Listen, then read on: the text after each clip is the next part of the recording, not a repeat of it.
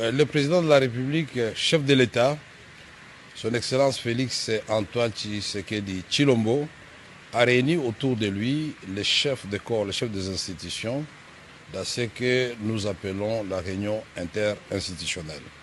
3 points étaient inscrits à l'ordre du jour de cette réunion, à savoir la question situation sécuritaire dans notre pays. Et le premier point comprend 3 sous-points. Il y a le travail qui sera désormais fait conjointement entre l'EAC et la SADC. Il y a le processus de Luanda et de Nairobi, mais il y a la résolution 2773 du Conseil de sécurité. Le deuxième point a porté sur les enjeux de l'ère, l'attitude que nous devons avoir vis-à-vis des enjeux de l'ère en tant qu'acteurs institutionnels et politiques de notre pays. Le troisième point, c'était les divers.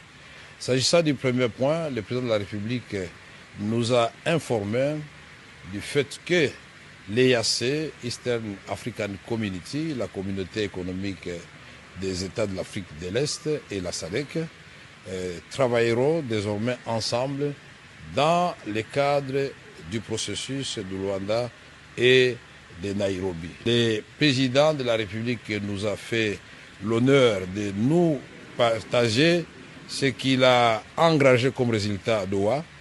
C'était, sur le plan diplomatique, très important, et nous expliquer, et à travers nous, tout le peuple congolais, que Doha n'a pas annulé Luanda ni Nairobi. Au contraire, Doha vient booster Luanda et Nairobi. En ce qui concerne la résolution 2773, merci à tous ceux qui ont apporté leur voix pour qu'elle soit adoptée.